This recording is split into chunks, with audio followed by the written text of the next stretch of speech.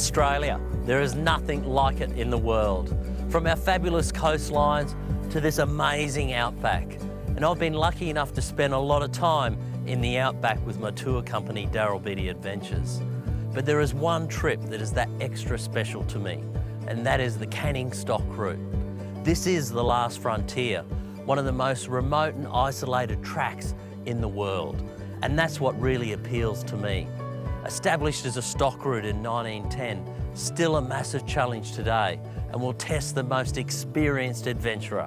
Join me and my mate Kevin Swance and a group of ordinary Australians on this epic journey across the Canning Stock route.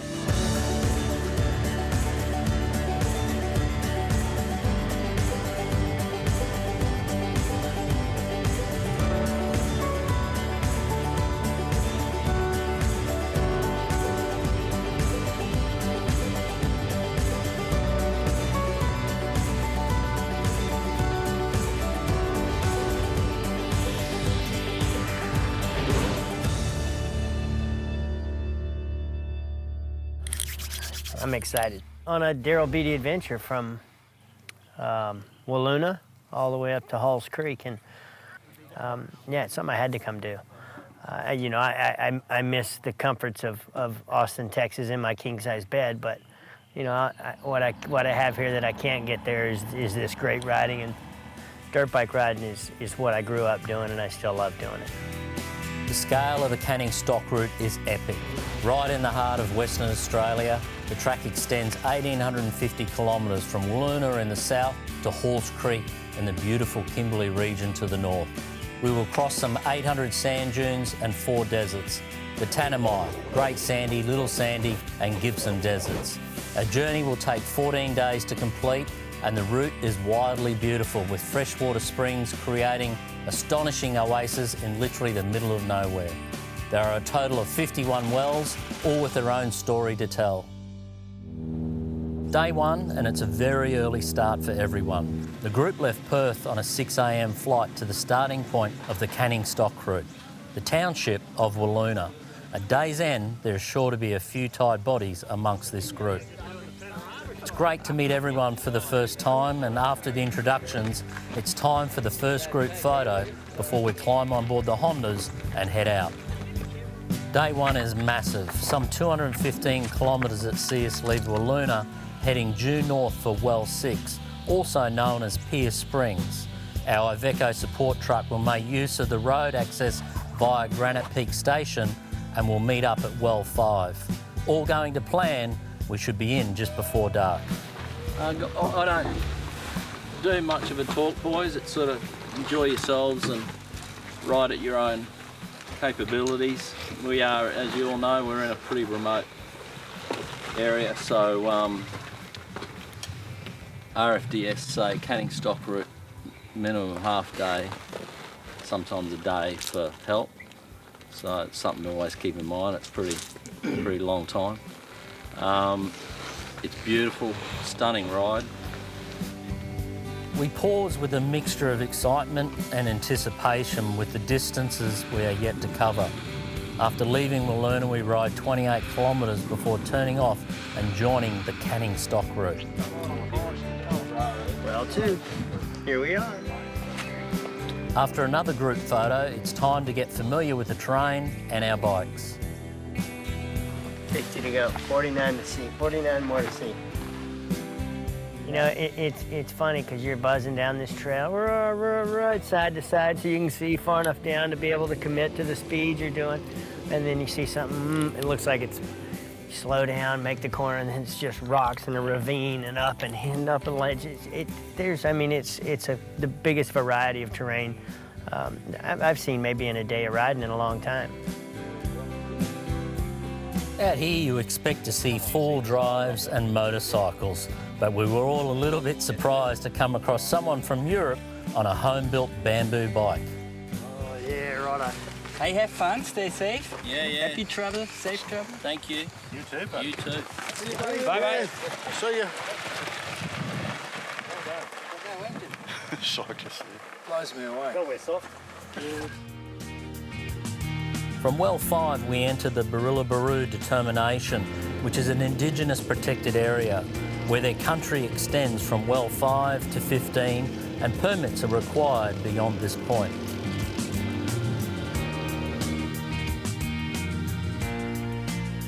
It's about, I reckon for me, there's about 5 wells on the Canning Stock route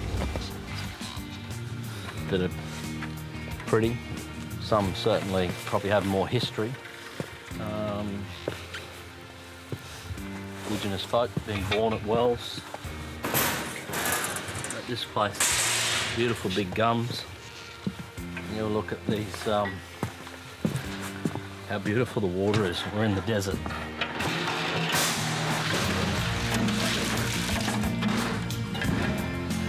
Some of this. Better than the water in the city. Beautiful. Look at that. As the sun sets on our first day on the Canning, we unpack the truck and make camp. We're absolutely exhausted and enjoy a fantastic steak dinner around the campfire, ready to do it all again tomorrow.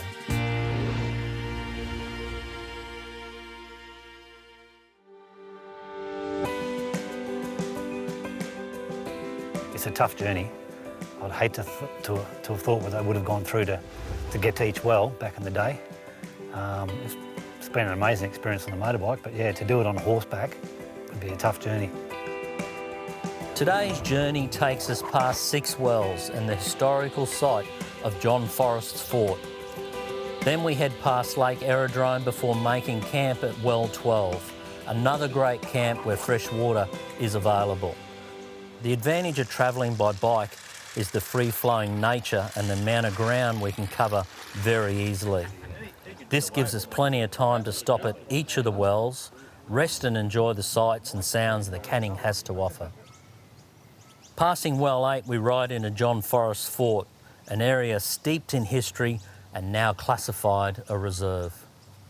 We are surprised to be greeted by a herd of cattle roaming free. This area is also known as Glen Isle Station, where in 1947, Henry Ward was granted a lease and moved 300 head of cattle here. Not surprising, there are cattle yards and a windmill pumping water. Water was first discovered here in a nearby creek in 1874 by John Forrest and Tommy Pierre, claiming it to be one of the best water sources they had seen. The exploring party was attacked by Aboriginals and forced to build a thatched stone fort for protection, which still partly stands today. While the rest of the team ride the Honda CRF 450X, I have chosen to ride the Africa Twin. It might be over 200 kilos, but it's more than capable out here and sure keeps me busy. We arrive at our overnight spot, well 12, a great opportunity to wash away the dust from our faces with some beautiful crystal clear water. We set up camp and it's not long before we're joined by the local rangers. This is a great chance to find out the history of this area, share stories from both our past, So you look what we started. show them our motorcycles, and take time to understand the key role the Aboriginal Rangers play here today. So g'day, my name's Hamish Morgan and this is Ivan Wongwal and we're part of the Birriliburu Ranger team and we work to look after this country. It's a beautiful big country. It's 6.6 million hectares, which is almost the size of Tasmania. This is what is called a Indigenous protected area and about 67% of Australia's natural reserves are now Indigenous protected areas. So Indigenous people are at the sort of forefront of conservation management across Australia. And one of the things we do is fire management. When his people were living on country, they were always lighting fires. That's how they looked after the country. That's how they managed the resources, looked after the food. That's how they communicated with each other, was with fire. That's how they kept the country safe from the big summer fires. But since people stopped living out here full time, those big fires have started again. And part of our work is trying to break up those big areas of unburnt spinifex, break it up so that when the lightning strike does come, because it's always going to come, the fires don't get too big. And hopefully as the canning stock route grows and as more tourists inevitably will come out here, it's more about that connection. That, you know, White Australia gets that opportunity to meet ranger teams and to hear the awesome work they're doing out here to look after the country. Not only for their people, but they're looking after it for all Australians. You know, this is an important conservation estate for the nation. And these guys are at the forefront of managing it.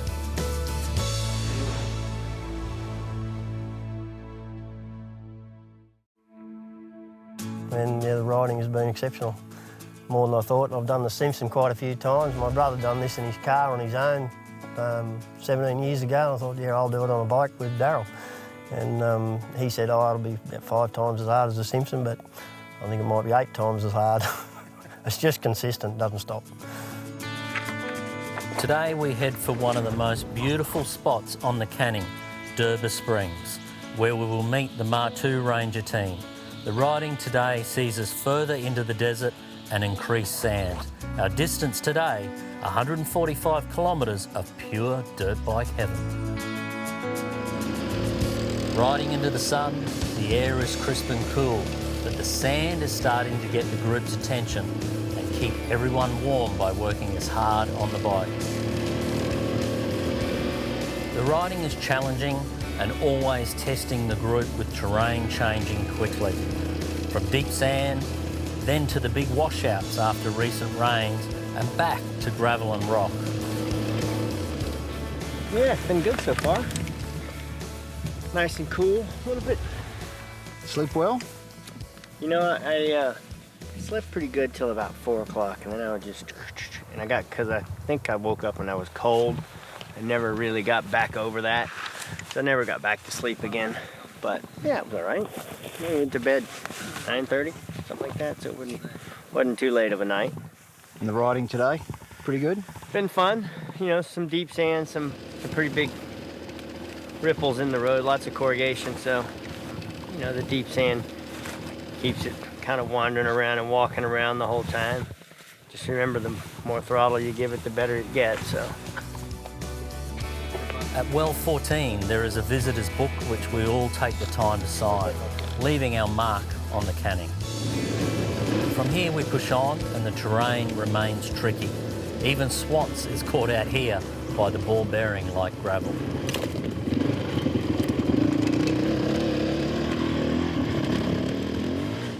The Canning stock route has many stories to tell over its history, and today we come across a group of volunteers fixing well 15, making it safe for both travellers and the wildlife, ensuring good quality water continues to be available for all. Well, I suppose the journey started 18 years ago. A good friend of ours, he was a well driller, and it was his idea. He come out on the Canning, and he decided he'd come and he'd actually fix this particular well up. It was chosen because it was firstly good water, and it was not particularly deep to the limestone, so not a lot of resource wood had to be brought out. And then in the meantime, we fell in love with the idea of coming out here doing this sort of work.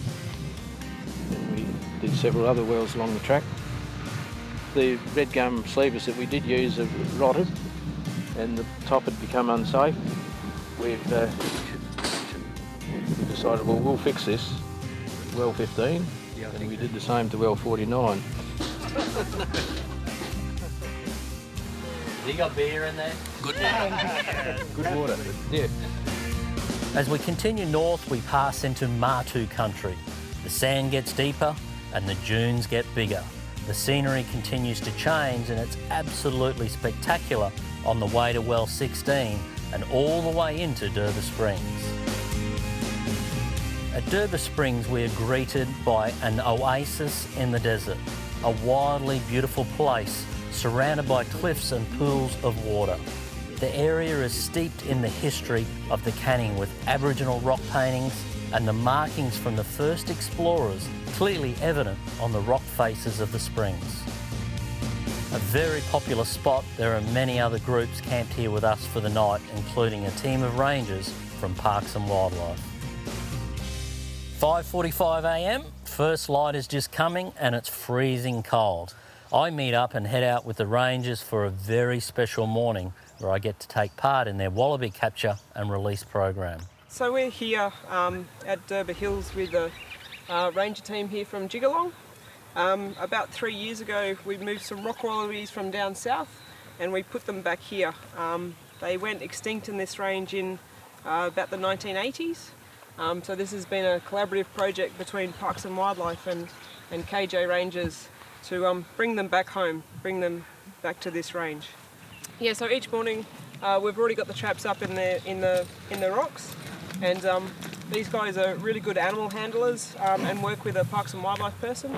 So we grab the rock wallabies out of the traps and put them in bags, but then we also take some measurements of their feet, how much they weigh, so that we make sure that they're putting on weight.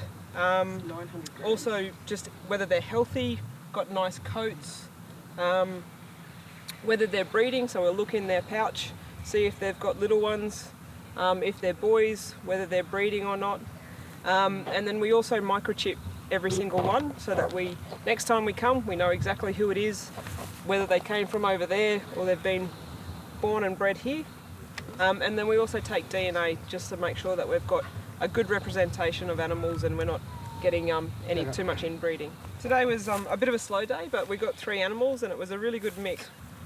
One animal that was one of the originals that came across 3 years ago, and then we've got one that bred in that first year, and then we also got her young at foot. So 2 that have been born and bred on this range from the originals. So the guys are amazing. We put traps right up high in the cliffs. So it's a lot of work to get the traps up there, and then we check them very early in the morning. Lots of hard work on your legs. These guys come out here a lot and do lots and lots of hard work, so big trips. This area was home to many Aborigines, and we take time to admire some very beautiful and significant rock art painted very close to the campsite.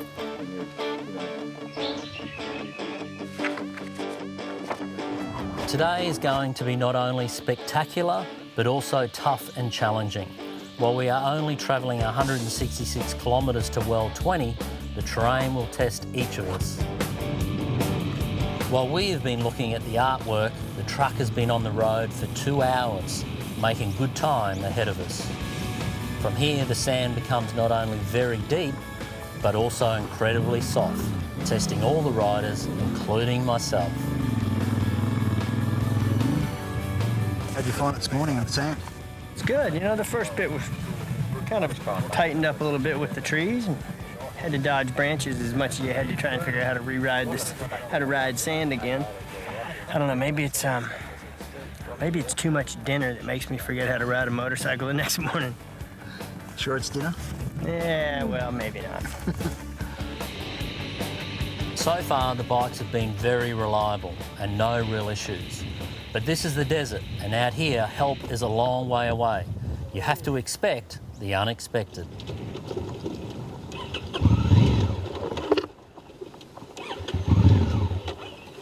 Damn, must be down. What happened? The boys are gone. I just helped Tito. I just got on the edge of the track there. A rock got up between the stand and the back of the peg and smashed the sensor. So when you leave your stand down as a motorcycle rider, you know, put in gear, the engine cuts off. Well, that's what that was doing with the stand up. It smashed the back of the sensor. So I've just locked the wires together. And we're on our way. With the wires joined together, we are back in business. The sensor on the bike might be broken, but my sense of humour is firmly intact. Same for the boys in the truck.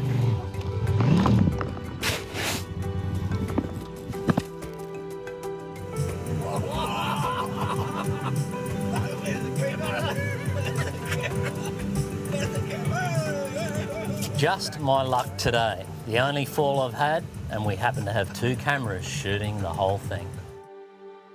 For an incredibly dry and arid country, there is a lot of water to be found up and down the Canning Stock route. Savoury Creek leads to Lake Disappointment, named in 1897 by Frank Hand, who, after following the creeks in the area, expected to find a large freshwater lake, thus naming it Lake Disappointment. We find a fantastic camping spot overlooking the lake. In fact, this would turn out to be a favourite amongst the boys. After a great dinner, we settle in around the campfire, again, tell a few stories of the day's adventure, all extremely tired and ready for an early night.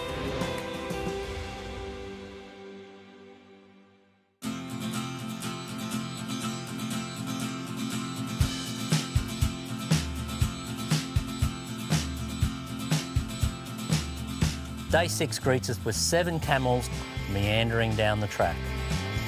The ride today takes us 152 kilometres to well 25. This will mark roughly the halfway point in our journey. An early start and the team is starting to feel the effects of almost a week on the bike. Our lead rider Rocket has his hands on the big Africa Twin for a few days, with Kevin Swants not far behind.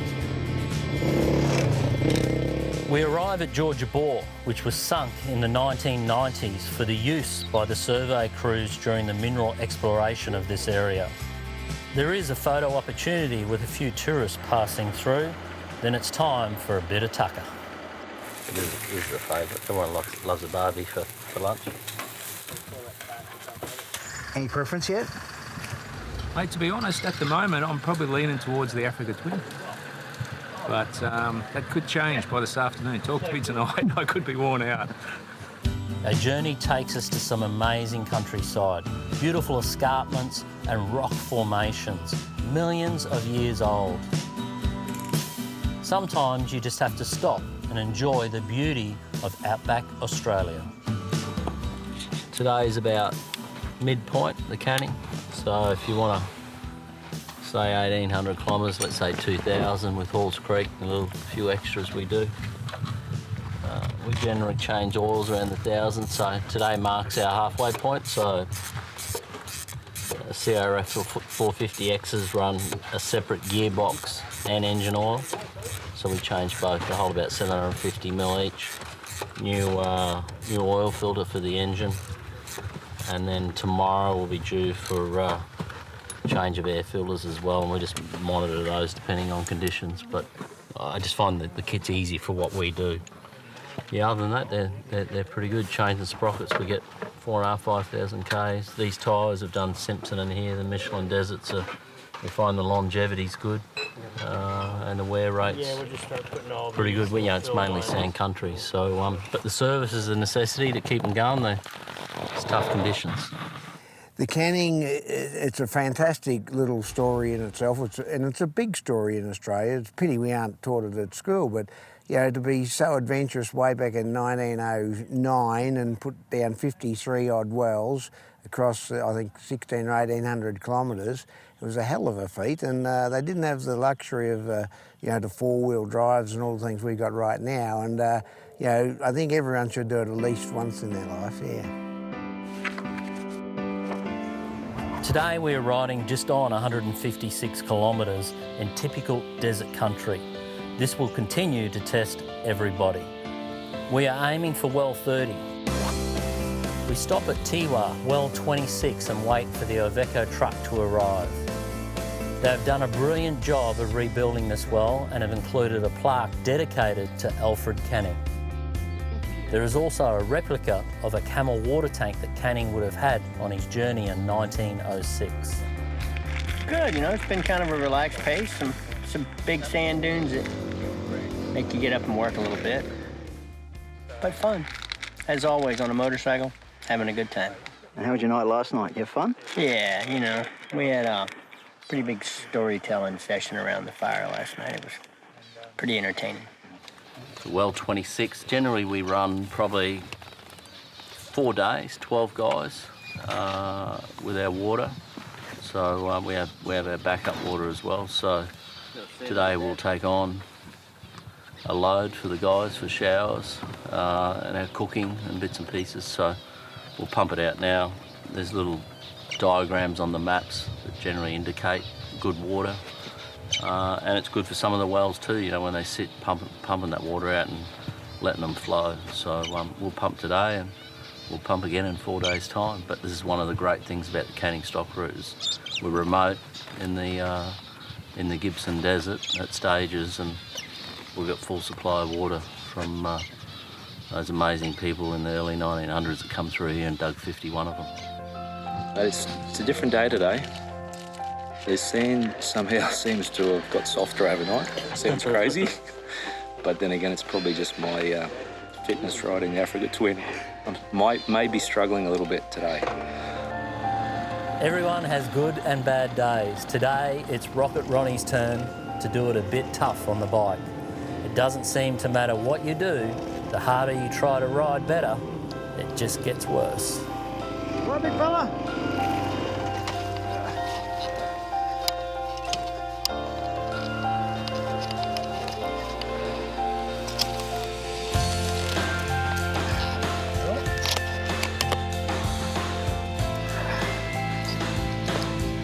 I was saying you're doing north of that thing. While Ronnie does it tough, the truck does it slow. There are many obstacles and hidden rocks, sharp roots that can puncture the tyres. In this kind of soft sand, tyre pressures are low to give the big Iveco a better footprint in the sand for better traction. The disadvantage is the sidewall on the tyre is extremely exposed. Compounding that is the vegetation that comes right to the edge of the track. While it's not very pleasant getting whipped by these branches on a bike, it also adds another element for the truck driver scooter to worry about. Well, in amongst all the trees and stuff we went through today, we've had a little tiny stick, which was, that's the culprit, that went bang. It was hanging out of that little bit of plastic there, which was the cover. So when we pulled up, it was like that. So this is a miniature one. We can fix this up, no worries. But at the same, somewhere else, we've got a slit in the back tyre as well. So as we pumped it up to park up for the night, the slit's let go and she's gone bang. So we'll jack her up and change the tyre and be all good tomorrow. All good, boys. We carry 2 spare tyres for this very reason. So as we get the spare down, Larry Perkins sets about fixing the airline issue that could potentially slow the progress of the truck if we don't get it fixed. So we've just cut that piece of hose out that had a hole in it. As it turns out, it's quite a good bit of hose with wire reinforcing and everything, so we've just been very unlucky that that stick has hit it right on the point of the barb, which is, yeah, pierced the hose, so all good. We're back in the game. Thanks, a bit of help from LP, and we'll get the next one sorted in a minute.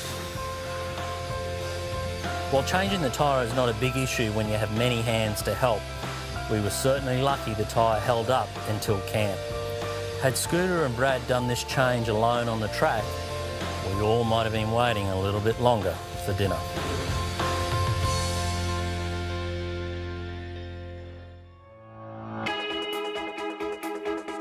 There's been no pressure. That's another thing I like about this tour. There's no pressure to do anything. Like Daryl let us set our bikes up the way we wanted them and get up into the morning. There's no real, come on boys, hurry up, we're on our way, but it's just great, no pressure. I think I'm more rested than when I started. The riding today has us going past 5 wells, finishing at well 35. It's about 155 kilometres of dirt bike heaven. We will stop at the Aboriginal community of Coonawarrigi for fuel, then back onto the Canning. After the tough going yesterday, we are hoping for a slightly easier run in the sand. The group take no time in getting up to speed this morning and are getting along at a pretty good pace. The truck, on the other hand, is finding the going slow. Might have something to do with the 10th packet of biscuits. Well 31 and there's not much left. Some rusted metal and a hole in the ground. One of the things I love, it doesn't matter how hard it gets, there's always time for a good laugh. Hey, keep going. Don't friggin' hammer it when you take off. He said hammer it when you take off.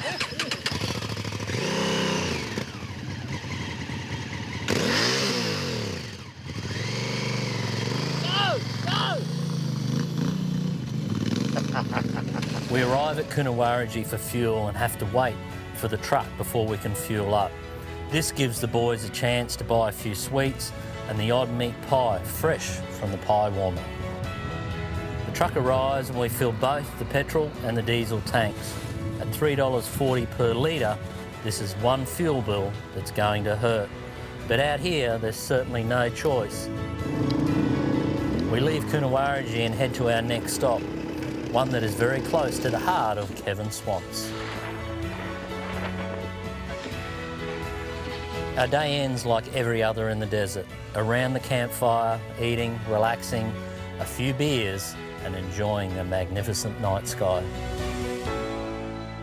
The canning compared to the Simpson is a much bigger challenge and really for anybody thinking about doing it,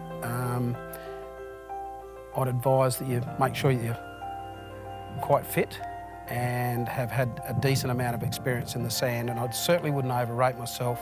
And the reason I'm saying that is, of course you'll still make it because, you know, a person with average skills will get through, but I don't think you're going to enjoy it anywhere near as much as you probably should if you don't have the right preparation. So I think that's pretty important. From well 35, we continue our journey and plan on making well 39 today. So far, the weather has been perfect, if a little cool in the mornings. Out here, the riding is pretty remote.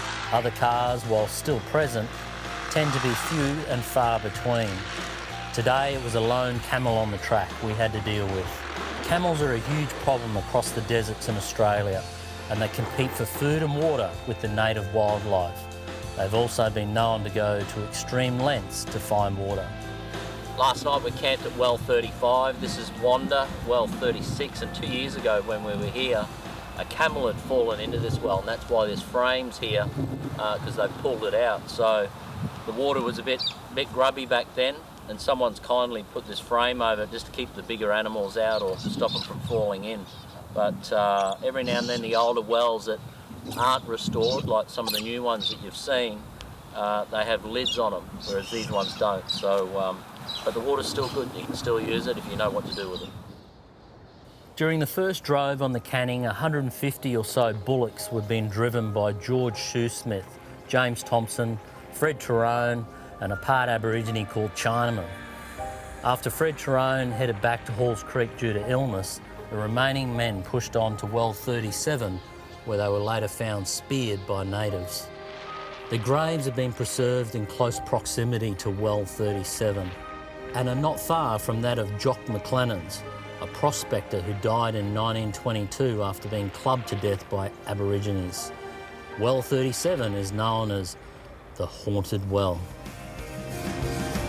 The riding is tough and we push on through the desert as the dunes start to become more frequent.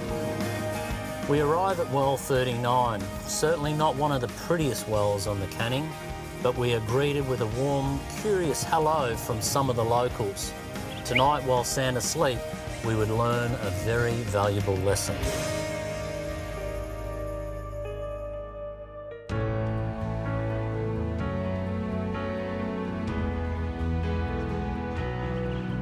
Really like this country. It's sort of got a little bit of everything, and the riding is probably the best riding you would ever do. And if you like sand, this is excess. It's, yeah, I mean, 12 days of just solid riding. And also, you meet a great bunch of people, like-minded, they're into trail riding, etc. And the nighttime camps and fires are, yeah, good to relax and tell some stories of the day, enjoy a beer. So I very much like it. That's why I'm here again. Today is a relatively short day with just 100 kilometres of riding. We leave the dingoes behind at well 39 and make our way slowly. There is some real history in this area to be seen. Overnight, the dingoes have stolen shoes, thongs, and even chewed Dave's glove. We'll have to make sure we put everything away at night from now on. As we head out of camp, Steve is having a blast on the Africa Twin today as we head towards Tobin's grave. This is quite a significant spot in terms of the history on the Canning. LP for me on the Canning stock route. don't know why. It's certainly the landscape's very different to when I was here a couple of years with the burn. It's quite barren, but Tobin's grave here, I've always enjoyed staying here, and I think it's because of the history and what went on around this area with him. Yes, it is good. This is the facts. I mean, I've got the Bible on the story here from the Royal Commission documents that Phil Bianchi's put together, and it says that Canning didn't have his revolver with him when he came across Tobin confronted with an Aboriginal, and he was unarmed, and he called Mick to shoot, and Toby fired his rifle at the same instant. The native threw his spear, and they both got each other, and it appears that they surprised each other, and they both thought the other one was hostile. But it is interesting to, have the real facts on what's happened here. Yeah. Day 10's been short, but it has been a great day in the desert.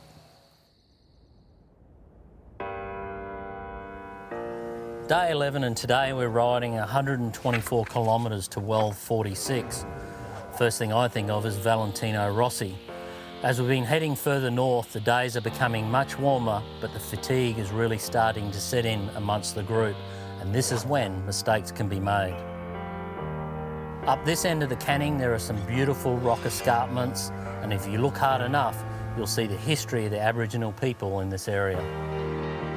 This is the stuff I love about Western Australia, and especially the Canning stock route. You imagine, last nomads come out, what was it, early 80s. I think they were living in these places. It's probably 32 degrees outside today. We're between well 44 and 45, so we get to the top. It's quite cool and nice in here because of the rock. You feel the rock, it's quite cold. You can see where they've been burning their fires.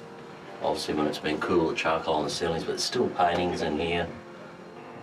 It's truly amazing.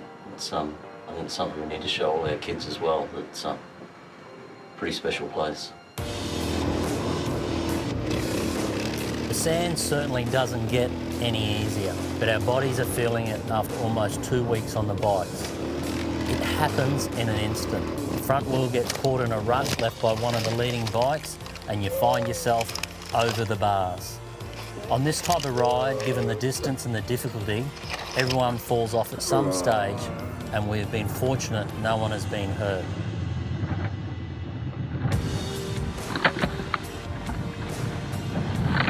In this case, Steve is winded and will have a few bruised ribs to let him know he's still alive over the next few days. Halls Creek's not very far away, and reality hits us that our journey is almost over.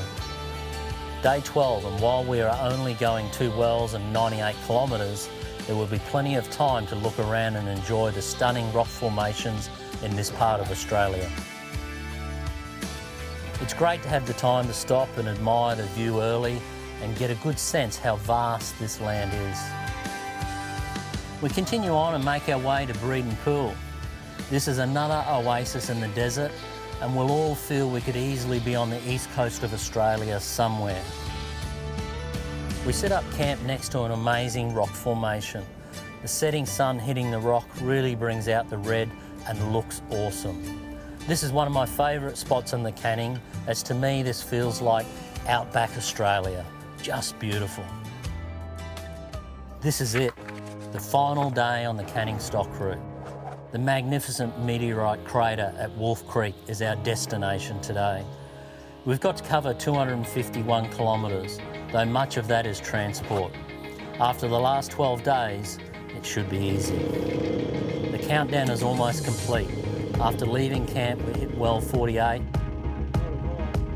then 49, well 50, and finally the last well on the Canning stock route, well 51. We pose for our final group photo, have a bite to eat, then head towards Wolf Creek. We've all heard plenty about Wolf Creek and seen the movie, but despite the bloody handprint on the sign, Wolf Creek is amazing, and the crater is something to be seen, and underlines just how old this land here really is. We take in the view, take a few photos, and head to our final camp. The journey has been epic, but each one of us achieved a personal goal, and that was to finish the Canning. on the bike and in one piece. It's another tick on the bucket list for all the riders here, and one they should all be very proud of. While we are not far from Halls Creek, this is where our journey really ends. We've all made new friends and shared experiences along the way. For me, I'm pleased to have been able to take a group of people into the outback for an experience they'll never forget.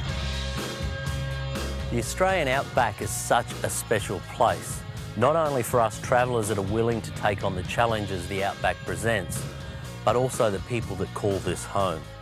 I'd like to say a special thank you to the Aboriginal people and communities up and down the Canning Stock route that allowed us into their backyard and also showed us how beautiful this part of the world really is. Our trip wouldn't have been possible without the support of some really great people and companies. Glenn Griffiths Honda Motorcycles Australia, the team at Iveco Trucks, Shannon Insurance for coming on board this project, Alan Brightman's Sun Studio CPS, and Canon Australia for your continued support of cameras and lenses. Alpine Stars, thanks for coming on board. You kept us protected and warm up the Canning Stock route. And I'd really personally like to thank my old teammate and world champion, Kevin Swats, for coming along on this great adventure. And remember, if you want to join me on an adventure, darylbeattieadventures.com.au. In the meantime, I'm heading to Cape York, and remember, travel safe.